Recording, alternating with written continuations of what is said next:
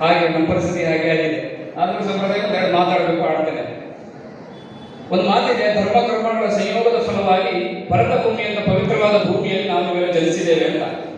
ಅದಕ್ಕೂ ಕಾರಣ ಇದೆ.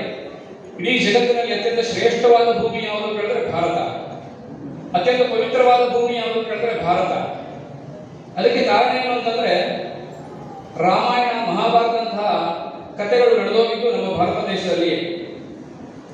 ಲಕ್ಷಾಂತರ ಸಾಧುಗಳು, ಸಂತರು, ಋಷಿಗಳು, ತಪಸ್ವಿಗಳು ಇವೆಲ್ಲ ಆಗಿ ಹೋಗೋದು ನಮ್ಮ ಭಾರತ ದೇಶದಲ್ಲಿ. ಉಳಿದೆಲ್ಲ ದೇಶಗಳು ಭೋಗ ಭೂಮಿಗಳಾದ್ರೆ ಭಾರತವನ್ನ ಯೋಗ ಭೂಮಿ ಅಂತ ಕರೀತೇವೆ. ಇಡೀ ಜಗತ್ತಿಗೆ ಯೋಗವನ್ನು ಕಲಿಸಿಕೊಟ್ಟಂತಹ ದೇಶ ಯಾವುದಾದ್ರೂ ಭಾರತ ದೇಶ. ಇಂತಹ ಒಂದು ಪವಿತ್ರವಾದ ದೇಶದಲ್ಲಿ ನಾವು ನೀವೆಲ್ಲ ಜನ್ಮ ತಳೆದಿದ್ದೇವಲ್ಲ, ಅದು ನಮ್ಮ ಸೌಭಾಗ್ಯ. ಅದಕ್ಕೆ ಹೇಳಿದ್ದು ನಾನು, ಧರ್ಮ ಕರ್ಮಗಳ ಸಂಯೋಗದ ಫಲವಾಗಿ ನಾವು ಇವತ್ತು ಭಾರತ ಭೂಮಿ ಅಂತ ದೇಶದಲ್ಲಿ ನಾವು ಹುಟ್ಟಿದ್ದೇವೆ ಅಂತ. ಹಾಗಾದ್ರೆ ಇಂಥ ಒಂದು ದೇಶದಲ್ಲಿ ಹುಟ್ಟಿ ನಾವು ಸಾಮಾನ್ಯರಂತೆ ನಮ್ಮ ಜೀವನವನ್ನು ಕಳ್ಕೊಂಡ್ರೆ ಅದರಿಂದ ಖಂಡಿತ ಇಲ್ಲ. HS ಪೈ ಸರ್ ಒಂದು ಮಾತು ಹೇಳಿದ್ರು, ಜೀವನದಲ್ಲಿ ಎಲ್ಲರೂ ಫಸ್ಟ್ ರ್ಯಾಂಕ್ ಬರ್ಲಿಕ್ಕೆ ಆಗೋದಿಲ್ಲ, ಖಂಡಿತ ಸಾಧ್ಯ ಇಲ್ಲ.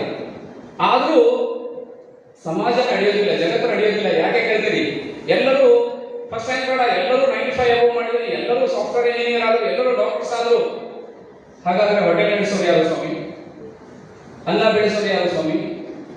ಆಟೋ ಓಡಿಸೋರು ಯಾರು ಸ್ವಾಮಿ? ಕೆಲಸ ಮಾಡೋರು ಯಾರು? ಲಾರಿ ಓಡಿಸೋರು ಯಾರು? ಬಸ್. ಹೀಗಂದ್ರೆ ಸಮಾಜ ನಡೀಬೇಕು ಅಂತಂದ್ರೆ ಎಲ್ಲ ವರ್ಗದ ಜನರು ಇರಬೇಕಾಗತ್ತೆ. ಅದಕ್ಕೆ ದೈವ ಸೃಷ್ಟಿ ಹೇಗಿದೆ ಅಂತಂದ್ರೆ, ಕೆಲವರು ಟಾಪ್ ಅಲ್ಲಿ ರ್ಯಾಂಕ್ ಬರ್ಬೋದು, ದೊಡ್ಡ ದೊಡ್ಡ ಇಂಜಿನಿಯರ್ಸ್ ಡಾಕ್ಟರ್ಸ್ ಆಗ್ಬೋದು. ಆದ್ರೆ ಒಂದು ನೆನಪಿಟ್ಕೋಬೇಕು, ಆ ಇಂಜಿನಿಯರ್ಸ್ ಆದ್ರು ಅಂತ ಹೇಳಿ ಅವರಿಗೆ 2 ಕೋಡ್ ಬರೋದಿಲ್ಲ, ಆಟೋ ಓಡಿಸ್ತಾನೆ ಅಂತ ಹೇಳಿ ಅವರಿಗೆ ಏನು ದೊಡ್ಡ ಪ್ರಾಬ್ಲಮ್ ಆಗೋದಿಲ್ಲ. ಹೀಗೆ ಒಂದು ಸಣ್ಣ ಉದಾಹರಣೆ ಮಾತು ಮುಗಿಸ್ತೇನೆ. ಒಂದು ಸೆಕೆಂಡ್ ಇಯರ್ ಸೈನ್ಸ್ ತರಗತಿಯಲ್ಲಿ 3 ವಿದ್ಯಾರ್ಥಿಗಳಿದ್ರು. ಆ 3 ವಿದ್ಯಾರ್ಥಿಗಳಲ್ಲಿ ಒಬ್ಬ ಟಾಪರ್ ರ್ಯಾಂಕ್ ಬರ್ತಾನೆ, ಇನ್ನೊಬ್ಬ ಸಾಮಾನ್ಯ ಜಸ್ಟ್ ಪಾಸ್ ಆಗ್ತಾನೆ, ಇನ್ನೊಬ್ಬ ಫೇಲ್ ಆಗ್ತಾನೆ. 3 ಜನ ಕ್ಲೋಸ್ ಫ್ರೆಂಡ್ಸ್. ಅವಾಗ ಆ ಜಸ್ಟ್ ಪಾಸ್ ಕ್ಲಾಸ್ ಮಾಡಿದ ಹುಡುಗ ಬಹಳ ಬೇಸರಿಸಿಕೊಂಡು ಆತ್ಮಹತ್ಯೆ ಮಾಡ್ಕೊಂಡ್ಬಿಡ್ತಾನೆ. ಅಯ್ಯೋ ದೇವರ ಪರ್ಸೆಂಟೇಜ್ ಆಗಿಲ್ಲ, ಮನೆ ಮುಖ ಹೆಂಗೆ ತೋರಿಸೋದು, ಅಪ್ಪ ಹೆಂಗೆ ಹೇಳೋದು, ದೇವರಂತ ಆತ್ಮಹತ್ಯೆ ಮಾಡ್ಕೊಂಡ್ಬಿಡ್ತಾನೆ. ಬಹಳ ಸಫಿಸ್ಟಿಕೇಟೆಡ್ ಮೈಂಡ್. ಟಾಪರ್ ಇಂಜಿನಿಯರಿಂಗ್ ಸಿಕ್ತು, ಇಂಜಿನಿಯರಿಂಗ್ ಹೋದ. ಆ ಪಾಸ್ ಕ್ಲಾಸ್ ಮಾಡಿದವನು ಅವನು ಗಟ್ಟಿ ಮನಸ್ಸವನು, ಹಾಗೆಲ್ಲ ಆತ್ಮಹತ್ಯೆ ಮಾಡ್ಕೊಳ್ಳೋದವನು ಅಲ್ಲ ಅವನು.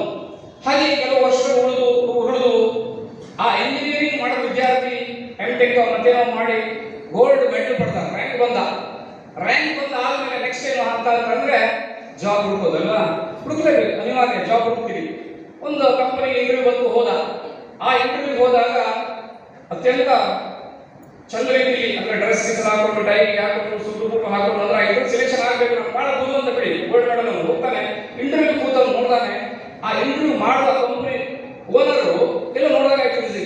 ಆಮೇಲೆ ನೆನಪಾಯ್ತು, ಓ ನನ್ನ ಜೊತೆಗೆ ಸೆಕೆಂಡ್ ಇಯರ್ ಅಲ್ಲಿ ಪಾಸ್ ಕ್ಲಾಸ್ ಮಾಡ್ಕೊಂಡು ಇಲ್ಲಿ ಕೂತಿದ್ದಾನೆ ಅಂತ. ಬಹಳ ಆಶ್ಚರ್ಯ ಆಯ್ತು ನನಗೆ.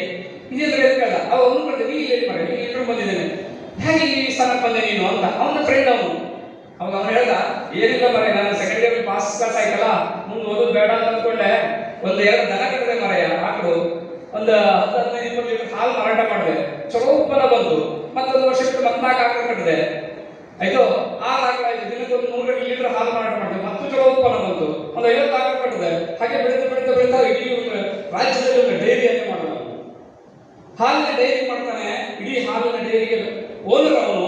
ಅವನಿಗೆ ಇಡೀ ರಾಜ್ಯದಲ್ಲಿ ಮಾರ್ಕೆಟಿಂಗ್ ಎಕ್ಸಿಕ್ಯೂಟಿವ್ಸ್ ಅವರು ಈ ಕಂಪನಿ ಕೆಲಸ ಬೇಕಾಗ್ತದೆ ಜನ, ಅದಕ್ಕೆ ಕಾಲ್ ಫಾರ್ ಮಾಡಿದ್ದ. ಅದಕ್ಕೆ ಅಪ್ಲಿಕೇಶನ್ ಹಾಕೊಂಡು ಹೋದ ಹುಡುಗ ಈ ಗೋಲ್ಡ್ ಮೆಡಲಿಸ್ಟ್. ಇದು ಸಾಧನೆ ಅಂತ ಅಲ್ವಾ? ಹಾಗಾದ್ರೆ ನಾವು